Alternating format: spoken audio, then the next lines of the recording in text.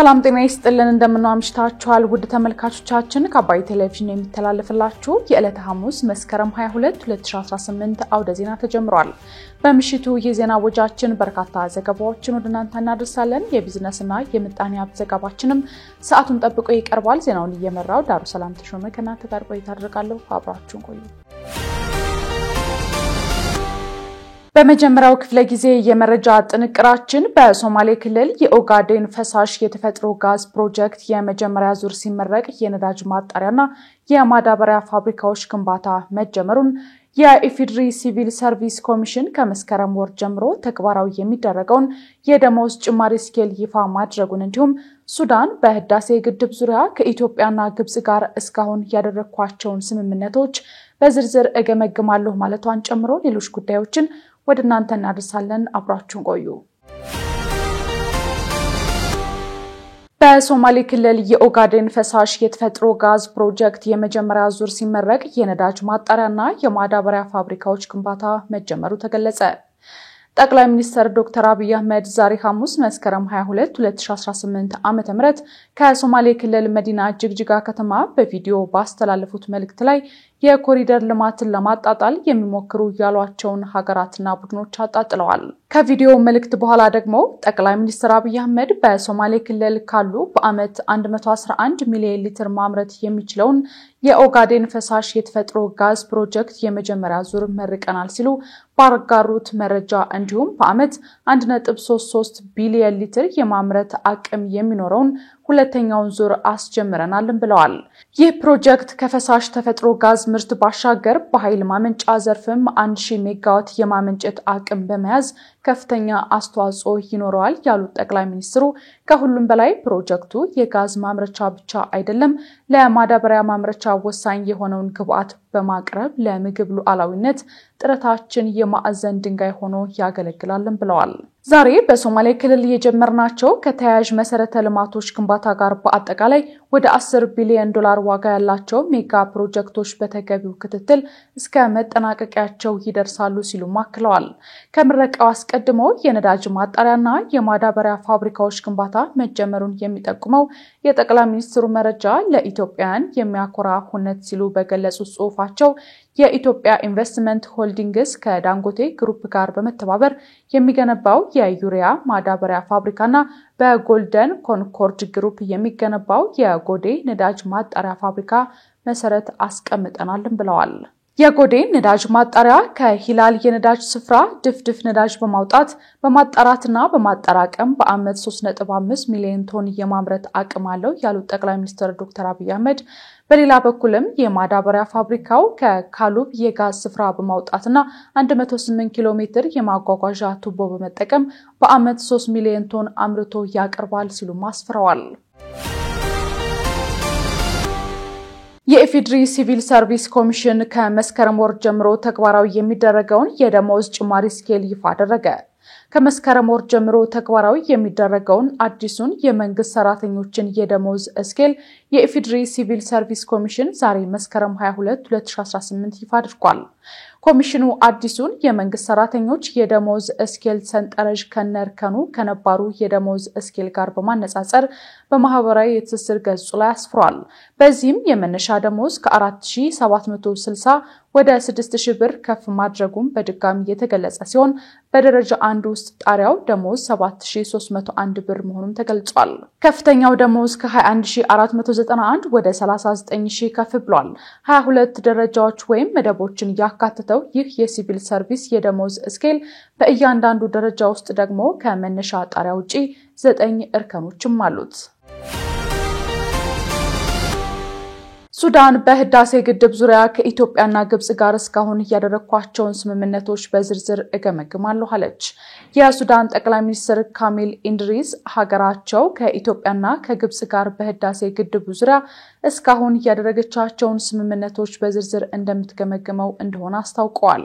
ጠቅላይ ሚኒስትሩ ይህንን የተናገሩት የተባበሩት መንግስታት ድርጅት ጠቅላላ ጉባኤን ተሳትፈው ከተመለሱ በኋላ ትላንት መስከረም 21 ቀን 2018 ዓ.ም በፖርት ሱዳን በሰጡት ጋዜጣዊ መግለጫ ላይ ነው። በመግለጫቸውም ከኢትዮጵያና ከግብጽ ጋር በህዳሴ ግድብ ዙሪያ የተደረሱ ስምምነቶችን እንደገና ማጤን የተፈለገው ወደፊት ሀገራቸው የከፋ አደጋና ውድመት እንዳይከሰትባት ለመከላከል ነው ሲሉ በምክንያትነት አስቀምጠዋል። በስምምነቶቹ ዙሪያ የምናካሄደው ግምገማ በቀጣይ ከሀገራቱ ጋር ለሚኖረን ግንኙነት መሰረት እንዲሆነን ነው ሲሉ አመላክተዋል። ሆኖም የኢትዮጵያ መንግስት በተደጋጋሚ የህዳሴ ግድቡ በሱዳን ላይ ይደርስ የነበረውን የጎርፍ አደጋ እንዳስቀረ ሲገልጽም ቆይቷል።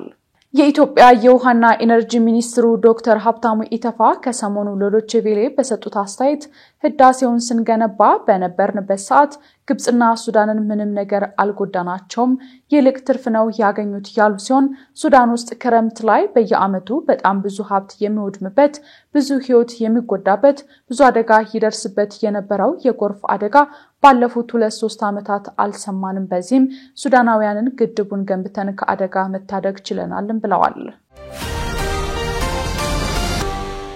በአረርቲ ማርያም ቤተክርስቲያን የደረሰው የርብራብ መደርመስ አደጋ 14 ዓመት የቆየ እንጨት ከመጠቀም ጋር ተያይዞ የመጣ መሆኑን ፖሊስ ገለጸ። በአረርቲ ቅድስት ማርያም ቤተክርስቲያን በእንጨት ርብራብ መደርመስ በበርካቶች ሞትና ጉዳት የደረሰው መወጣጫ እንጨቱ 14 ዓመት የቆየና የበሰበሰ በመሆኑ ነው ሲል የምንጃር ሸንኮራ ወረዳ ፖሊስ ገልጿል። የወረዳው ፖሊስ አዛዥ ኢንስፔክተር አህመድ ገበየው 14 ዓመት አይደለም 5 ዓመትም ሊያገለግል የማይችል በዝናብ የበሰበሰ የቆየ እንጨት መወጣጫ ሆኗል ሲሉ መናገራቸውን ቲክቫ ኢትዮጵያ ዘግቧል። ማንም ሰው የትኛውን ቦታ ከአደጋው መማርና ተሞክሮ መውሰድ አለበት ያሉት ኢንስፔክተሩ ለ14 ዓመት የቆየና መሰላል መጠቀም ለእንደዚህ አይነት አደጋ ይዳርጋልን ብለዋል። የመወጣጫ እንጨቱ የቆየ መሆን ለደረሰው አደጋ መንስኤ ስለመሆኑ የተጠየቁት የአረርቲ ከተማ ከንቲባ አቶ ተሻለ ጥላሁን ግን እንጨቱ ቢቆይም እየታደሰ ነው ለአገልግሎት የሚውለውም ብለዋል። ከንቲባው እንጨቱ በየጊዜው እየታደሰ ለተለያየ አገልግሎት የሚሰጥ ነው ሲሉም ገልጸዋል። በየጊዜው እየተጠናከረ የሄደ ነው እንጂ የእንጨቱ መሰረት ከተሰራ ቆይቷል፣ ግን ደግሞ ዋናው መሰረታዊ ጭብጥ ባለሙያው እላዩ ላይ ነው የሚውሉት የተደረመሰው መሸከም ከሚችለው አቅም በላይ ስለሆነበት ብቻ ነው ብለዋል። ከንቲባው የአደጋው ምክንያት በጣም በርካታ ህዝብ ተሸክሞ ስለነበር ነው ሲሉ ማክለዋል። በሌላ በኩል የሟቾችን ቁጥር በተመለከተ ኢንስፔክተር አህመድ እየጨመረ ይሄዳል ብለን እንጠብቃለን። ኮማ ውስጥ ያሉ ወደ ሆስፒታል ይሄዱም አሉ። የመሰበር አደጋ ያጋጠማቸውን ሰው በግሉ ለማሳሸት ወደ ወጌሻ እየተወሰዱ የሞቱ እንዳሉ ሰምተናል ብለዋል። እየተከታተላችሁት ያላችሁት ከአባይ ቴሌቪዥን የአውደ ዜና የመረጃ ሰዓታችን አሁንም ቀጥሏል። ወደ ሁለተኛው ዙር ጥንቅራችን ስናልፍ ደግሞ በቡታጅራ ከተማ ሁከትና ብጥብጥ አስነስተዋል ያላቸውን 47 ተጠርጣሪዎችን በቁጥጥር ስር መዋሉን የምስራቅ ጉራጌ ዞን ፖሊስ ማስታወቁን፣ የከፍተኛ ትምህርት ተቋማት መግቢያ ውጤት ላይ ለውጥ ከተደረገ በኋላ ከ3300 በላይ ተማሪዎች ወደ ዩኒቨርሲቲ ሊገቡ መሆኑን ጨምሮ ሌሎች ዘገባዎችን ዘነበ ህሉፍ ይዟል። ተከታትለን እንመለስ። አብራችሁን ቆዩ። የኢሬቻ ሆራ ፊንፊኔ በዓልን ምክንያት በማድረግ ከነገ 6 ሰዓት ጀምሮ የሚዘጉ መንገዶች ይፋ ሆኑ። መስከረም 24 ቀን 2018 ዓ.ም በአዲስ አበባ በሚከበረው ኢሬቻ ሆራ ፊንፊኔ በዓል ወቅት የትራፊክ መጨናነቅ እንዳይፈጠር የተወሰኑ መንገዶች ለተሽከርካሪዎች ዝግ እንደሚደረጉ የአዲስ አበባ ፖሊስ ጠቅላይ መምሪያ አስታውቋል። በመሆኑም በዓሉን ምክንያት በማድረግ ከነገ ከመስከረም 23 ቀን 2018 ዓ.ም ከቀኑ 6 ሰዓት ጀምሮ ፕሮግራሙ እስከሚጠናቀቅ ድረስ ለተሽከርካሪ ዝግ የሚሆኑ መንገዶች ይፋ ተደርገዋል። በመሆኑም መነሻቸውን ከሜክሲኮ አደባባይ፣ ከወሎ ሰፈር፣ ከቅዱስ ኡራኤል አደባባይ፣ ከቦሌ አቅጣጫ፣ ከአጎና ሲኒማ፣ ከለጋር መብራት፣ ከአዲሱ ገበያ፣ ከአራምቤ መብራት ወይም ከአምባሳደር ሲኒማ እንዲሁም ከብሔራዊ ቤተ መንግስት ወደ መስቀል አደባባይ የሚወስዱ መንገዶች ዝግ መሆናቸው ተገልጿል። በተመሳሳይ ከቄራ ሜክሲኮ፣ ከመርካቶ በአቡነ ተክለ ሃይማኖት ወደ ጥቁር አንበሳ፣ ከመስቀል ፍላወር ወደ ኦሎምፒያ፣ ከቴሌ ማቋረጫ ወደ ስታዲየም፣ ከራስ ሆቴል ወደ ስታዲየም፣ ከካዛንቺስ ሼል ወደ ባምቢስ እንዲሁም ከጁፒተር ሆቴል ወደ ኢሲኤ የሚወስዱ መንገዶች ዝግ መሆናቸው ተገልጿል። በአዲስ አበባ ዙሪያ ከሚገኙ የሸገር ከተማ አካባቢዎች በርካታ ህዝብ በዓሉን ለማክበር ከዋዜማው ጀምሮ ወደ ከተማዋ የሚገባ በመሆኑ መላው ህብረተሰብ ተገቢውን አክብሮት በመስጠት የእንግዳ ተቀባይ እሴታችንን አጉልቶ ሊያሳይ እንደሚገባ ፖሊስ አስታውሶ በዓሉ በሚከበርበት ዙሪያና በአካባቢው በግራና በቀኝ ለረጅምም ሆነ ለአጭር ጊዜ ተሽከርካሪ አቁሞ መሄድ ፍጹም የተከለከለ መሆኑን ገልጿል። በመጨረሻም ህብረተሰቡ ለጸጥታ ስጋት የሆኑ አጠራጣሪ ነገሮች ሲያጋጥሙት በተቋሙ ስልክ ቁጥሮች እንዲሁም በ987 991 እና 816 ነጻ የስልክ መስመሮች ጥቆማ በመስጠትና አስፈላጊውን ትብብር በማድረግ የበኩሉን ድርሻ እንዲወጣ የአዲስ አበባ ፖሊስ ጠቅላይ መምሪያ ጥሪውን አስተላልፏል። የከፍተኛ ትምህርት ተቋማት መግቢያ ውጤት ላይ ለውጥ ከተደረገ በኋላ ከ3300 በላይ ተማሪዎች ወደ ዩኒቨርሲቲ ሊገቡ ነው። የትምህርት ምዘናና ፈተናዎች አገልግሎት የተፈታኞችን ውጤት ከሳምንታት በፊት መግለጹ የሚታወስ ሲሆን ተፈታኞች በተገለጸው ውጤታቸውና ተያያዥ መረጃዎች ላይ ቅሬታቸውን በተሰጣቸው ጊዜ ገደብ ውስጥ እንዲያቀርቡ ጥሪ ማድረጉ አይዘነጋም። የቅሬታ አቅራቢዎች ብዛት በከፍተኛ ደረጃ ከዓመት ዓመት እየቀነሰ የመጣ ሲሆን በ2017 ላይ በበይነ መረብ በተፈተኑ በተወሰኑ ተማሪዎች ላይ የፊዚክስ ውጤት ወደ መቶኛ ያልተቀየረላቸው እንዲሁም ወደ መቶኛ ሲቀየር በነጥብ ቤት የነበሩ ቁጥሮች ያልተደመረላቸው ተማሪዎች ተስተካክሎላቸዋል ብሏል። በተጨማሪም 49.5 እና በላይ አማካኝ ውጤት ያስመዘገቡ ተማሪዎች ውጤታቸው ወደ 50% እንዲጠጋጋ በተወሰነው መሰረት ተግባራዊ ተደርጓል ብሏል ተቋሙ። በዚህም የከፍተኛ ትምህርት ተቋማት መግቢያ ውጤት ላይ በተደረገ ለውጥና የተማሪዎችን ቅሬታ መሰረት በማድረግ በተደረጉ ማሻሻያዎች ወደ ከፍተኛ ተቋማት ያለፉ ተማሪዎች ቁጥር እንዲጨምር ማድረጉ ተገልጿል። በመሆኑም በአጠቃላይ 3350 ተጨማሪ ተማሪዎች ዝቅተኛውን የማለፊያ ውጤት ማስመዝገብ ችሏል። በዚሁ መሰረት የ2017 ትምህርት ዘመን ላይ 50% እና በላይ ያመጡ አጠቃላይ ተፈታኞች 52279 ሆኖ የተመዘገቡ ሲሆን በአጠቃላይ በመቶኛ ሲገለጽ ወደ 8.9% ሆኖ መመዝገቡን ከትምህርት ምዘናና ፈተናዎች አገልግሎት ማህበራዊ ትስስር ገጽ ያገኘነው መረጃ ያመለክታል።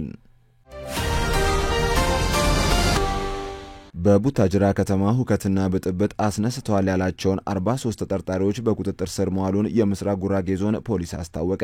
የምስራቅ ጉራጌ ዞን ፖሊስ እንዳስታወቀው በባለፈው እሁድ በቡታጅራ ከተማ የተካሄደውን ሁከትና ብጥብጥ ተከትሎ እጃቸው አለበት በሚል የጠረጠራቸውን እየያዘ እንደሚገኝ አስታውቋል። የዞኑ ፖሊስ አዛዥ ኢንስፔክተር ሙሰማ ጀማል እንዳሉት ተጠርጣሪዎቹ የተያዙት በከተማው ተፈጥሮ በነበረው ሁከት በቀጥታና በተዘዋዋሪ ተሳትፈዋል በሚል በመጠርጠራቸው ነው። ፖሊስ እስካሁን 47 ተጠርጣሪዎችን በመያዝ ምርመራ መጀመሩን ነው ኢንስፔክተር ሙሰማ የገለጹት። 3 ሰዎች ከሞቱበት ሌሎች 4 ሰዎች ደግሞ ከቆሰሉበት ከባለፈው እሁድ ሁከት በኋላ አሁን ላይ ከተማው ወደ መደበኛ እንቅስቃሴ መመለሱን ዶቼቬሌ አነጋገርኳቸው ያላቸው የከተማው ነዋሪዎች ተናግረዋል። በከተማዋ በተቀሰቀሰው ሁከት የፌዴራልና የክልል የጸጥታ አባላት ባደረጉት ጥረት የከፋ ጉዳት ሳይደርስ በቁጥጥር ስር መዋሉን ፖሊስ አስታውቋል። አሁን ላይ በከተማው ተጥሎ የነበረው የሰዓት እላፊ ገደብ መነሳቱንና አገልግሎት ሰጪ ተቋማትም ሙሉ በሙሉ ወደ ስራ መግባታቸውን የፖሊስ አዛዡ ጠቅሰዋል። አሁን ላይ ተፈጥሮ የነበረውን አለመግባባት በውይይት ለመፍታት በየደረጃው ከሚገኙ የህብረተሰብ ክፍሎች ጋር ህዝባዊ ውይይቶች እየተካሄዱ እንደሚገኙ የቡታጅራ ከተማ አስተዳደር አስታውቋል። ባለፈው ቅዳሜና እሁድ ሲኖና ሴራ ከተባለ የባህላዊ ሽምግልና የባለቤትነት ጥያቄ ጋር ተይዞ በከተማዋ ሁከትና ብጥብጥ ተፈጥሮ እንደነበር መገለጹ አይዘነጋም። በጋዛ የሚገኙት የሐማስ ወታደራዊ አመራር አዲሱን የአሜሪካ የተኩስ አቁም እቅድ እንደማይቀበሉት አስታወቁ። በሐማስና በእስራኤል መካከል የሰላም ስምምነት እንዲደረስ ጥረት እያደረጉ የሚገኙት አደራዳሪዎች በጋዛ የሚገኙትን የሐማስ ወታደራዊ አመራር ማነጋገራቸውንና አዲሱን የአሜሪካ የተኩስ አቁም እቅድ እንደማይቀበሉት መናገራቸውን ከምንጮቹ መስማቱን ቢቢሲ ዘግቧል። በጋዛ የሚገኙት የሐማስ ወታደራዊ አመራር ኢዝ አል-ዲ አል-አሃድ እቅዱ የሐማስን መጨረሻ ለማፋጠን የቀረበ ነው ብለው እንደሚያምኑና ቡድኑ ተቀበለውም አልተቀበለውም ለመዋጋት ቁርጠኛ መሆናቸው ተነግሯል። ፕሬዝዳንት ዶናልድ ትራምፕ ያቀረቡት 20 ነጥቦች ያሉት የጋዛ የሰላም እቅድን እስራኤል ተቀብላለች። እቅዱ ሐማስ ትጥቁን እንዲፈታና በወደፊቷ ጋዛ ላይ ምንም ድርሻ እንደማይኖረው ያትታል። በሐማስ ውስጥ ላሉ አመራሮች ሌላው በእቅዱ ለመስማማት አዳጋች ያደረገባቸው በተኩስ አቁሙ በተስማሙ 72 ሰዓታት ውስጥ ሁሉንም ታጋቾች እንዲያስረክቡ የሚለው የእቅዱ ክፍል ሲሆን ይህ የሚሆን ከሆነ ሐማስ የሚደራደርበት ምንም ነገር በእጁ ላይ አይቀርም። ምንም እንኳን ትራምፕ እስራኤል ለእቅዱ ተገዢ ትሆናለች የሚሉ ዋስትና ቢሰጡም በሐማስ በኩል ግን ታጋቾቹን ከተረከበች በኋላ ወታደራዊ ዘመቻዋን አጠናክራ ትቀጥላለች የሚል ጥርጣሬ አለ። የእስራኤል ጠቅላይ ሚኒስትር ቤንያሚን ኔታንያሁ ሰኞ ዕለት በእቅዱ ላይ መስማማታቸውን ቢገልጹም ከዚያ በኋላ ግን በርካታ የእቅዱ ነጥቦች ወደ ጎን ያደረገ ንግግር አድርገዋል።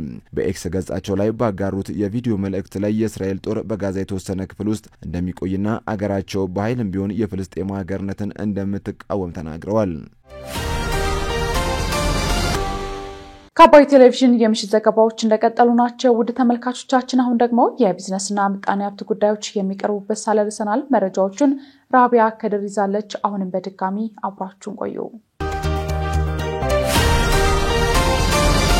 አሜሪካ በኢትዮጵያ በ10 ቢሊዮን ዶላር ለሚገነባው የአፍሪካ ትልቁ ዓለም አቀፍ አውሮፕላን ማረፊያ ፕሮጀክት ድጋፍ ለማድረግ ቃል ገባች። አሜሪካ በኢትዮጵያ በ10 ቢሊዮን ዶላር ለሚገነባው የአፍሪካ ትልቁ ዓለም አቀፍ አውሮፕላን ማረፊያ ፕሮጀክት ድጋፍ ለማድረግ ቃል የገባች ሲሆን ይህም የፕሬዝዳንት ዶናልድ ትራምፕ በአፍሪካ ቀንድ የመጀመሪያው ትልቅ የቢዝነስ ተነሳሽነት ተደርጎ ተወስዷልም ተብሏል። የአሜሪካ የአፍሪካ ጉዳዮች ከፍተኛ አማካሪ ማሳድ ቦሎስ በተባበሩ መንግስታት ድርጅት ጠቅላላ ጉባኤ ቀደም ብሎ በኢትዮጵያ ጉብኝት ባደረጉበት ወቅት ሀገሪቱ ድጋፍ ለማድረግ ቁርጠኝነቷን አስታውቀው ነበር። እንደ ቢዝነስ ኢንሳ አፍሪካ ዘገባ ቡሎስ የአሜሪካ የዓለም አቀፍ ልማት ፋይናንስ ኮርፖሬሽን በፕሮጀክቱ እንደሚሳተፉና ከቦይንግ ጋር በመተባበር ከኢትዮጵያ አየር መንገድና በአፍሪካ ባሉ ሌሎች ስራዎች ላይ እየሰራ መሆኑን አረጋግጠዋል። ከአዲስ አበባ በ40 ኪሎ ሜትር ርቀት ላይ የሚገኘው የቢሾፍቱ ዓለም አቀፍ አውሮፕላን ማረፊያ ፕሮጀክት በሁለት ምዕራፍ የሚከናወን ሲሆን የመጀመሪያው ምዕራፍ ሲጠናቀቅ በአመት 60 ሚሊዮን መንገደኞችን የማስተናገድ አቅምም ይኖረዋል ተብሏል። ሁለተኛው ምዕራፍ ሲጠናቀቅ አቅሙን ወደ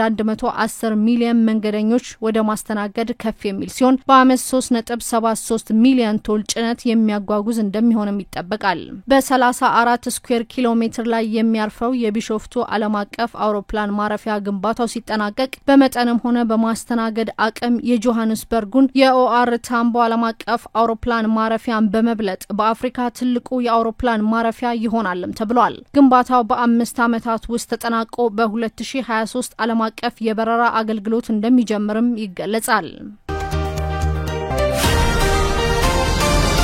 የሞባይል ባንኪንግ ላይ ያነጣጠረ አዲስ የአንድሮይድ ቫይረስ መከሰቱ ተነገረ። ክሊዮፓትራ የሚል ስያሜ የተሰጠው የሞባይል ባንኪንግ ላይ ያነጣጠረ አዲስ የአንድሮይድ ቫይረስ መከሰቱን ኢንሳ ወይም ኢንፎርሜሽን መረብ ደህንነት አስተዳደር አስታውቋል። የዚህ ቫይረስ መከሰት በሞባይል ባንኪንግ ስጋት እድገት ውስጥ ከፍተኛ የሚባል ለውጦች እየተከሰቱ መሆናቸውን ማሳያም ተደርጎ ተወስዷል። የሳይበር ደህንነት ስጋቶች ላይ የሚሰራው ክሌቭስ ቡድን በነሐሴ ወር መጨረሻ የለየው ይህ አዲስ ቫይረስ በአውሮፓ የፋይናንስ ተቋማት ላይ ነጣጠሩ መጠነ ሰፊ ዘመቻዎች ውስጥ ጥቅም ላይ እንደዋለ ተገልጿል።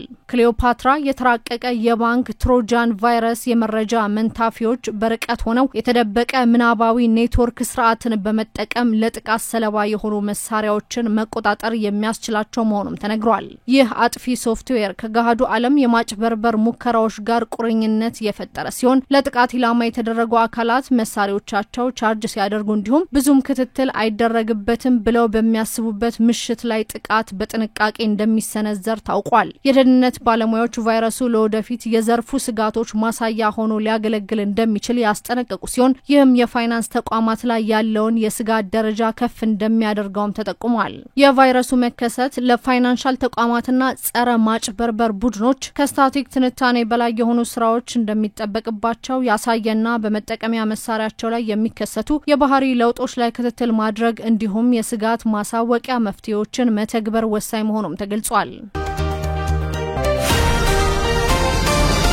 በአሜሪካ በቀጣዮቹ 2 ቀናት ውስጥ በርካታ የፌደራል ሰራተኞች ከስራ እንደሚሰናበቱ ዋይት ሃውስ አስታወቀ። በአሜሪካ ዓመታዊ የመንግስት በጀት አለመጽደቁን ተከትሎ በቀጣዮቹ 2 ቀናት ውስጥ በርካታ የፌደራል ሰራተኞችን ከስራ እንዲሰናበቱ ማድረግ እንደሚጀምር ዋይት ሃውስ አስታውቋል። ኮንግረስ ውስጥ የሚገኙ ሪፐብሊካኖችና ዴሞክራቶች እስከ ትናንት ሌሊት ድረስ በሀገሪቱ ዓመታዊ በጀት ላይ ሳይስማሙ በመቅረታቸው የተነሳ የመንግስት መስሪያ ቤቶች ስራ ማቆም ጀምረዋል። በበጀት አለመጽደቅ ምክንያት የመጣውን የመንግስት አገልግሎት መቋረጥ ለማስቆም በሚል ሲካሄድ የነበረው ድምጽ የመስጠት ሂደትም በተጀመረ በሰዓታት ውስጥ እንዲቆም መደረጉ ተገልጿል። ይህንን ተከትሎም የመንግስት መስሪያ ቤቶች ወደ ስራ የሚመለሱበት ጊዜ ሊራዘም እንደሚችል የተሰጋ ሲሆን በመቶ ሺዎች የሚቆጠሩ ሰራተኞችም የመባረር ስጋት ውስጥ ወድቀዋል። ሁኔታው የሀገሪቱን ኢኮኖሚ በቢሊዮን የሚቆጠር ዶላር ኪሳራ ውስጥ እንደሚከተውም ተፈርቷል። የአሜሪካ መንግስት መስሪያ ቤቶች ቢዘጉም እንደ የድንበር ጥበቃና ወታደሮች ያሉ ወሳኝ ሰራተኞች ለጊዜው ያለ ክፍያ ስራቸውን ያከናውናሉ። ወሳኝ ያልሆኑ ተብለው የሚመደቡ ሰራተኞች ደግሞ ያለ ክፍያ እረፍት እንዲወጡም ይደረጋል ተብሏል። የአሜሪካው ምክትል ፕሬዝዳንት ጄዲ ቫንስ ከፕሬስ ሴክሬታሪያቷ ካሮላይን ሌቪት ጋር በመሆን ረቡዕ ዕለት በዋይት ሃውስ ለጋዜጠኞች በሰጡት መግለጫ የፖለቲካ ጨዋታ ውስጥ ገብተዋል ያሏቸውን ዴሞክራቶች ወቅሰዋል። ይህ ጉዳይ በአሜሪካ ሕዝብ ላይ ስለሚያመጣው ጉዳት ተጨንቀው ከሆነ መጨነቅም አለባቸው። ማድረግ ያለባቸው መንግስቱን መልሶ ስራ ማስጀመር እንጂ ምላሽ የምንሰጥበትን መንገድ ላይ ቅሬታ ማቅረብ አይደለም ብለዋል። ስትከታተሉት የነበረው የዕለት ሐሙስ መስከረም 22 2018 የምሽቱ መረጃችን ይህን ይመስል ነበር። አብራችሁን ስለነበራችሁ ከልብ ያመሰግነን። በያላችሁበት መልካም ምሽት ይሁንላችሁ።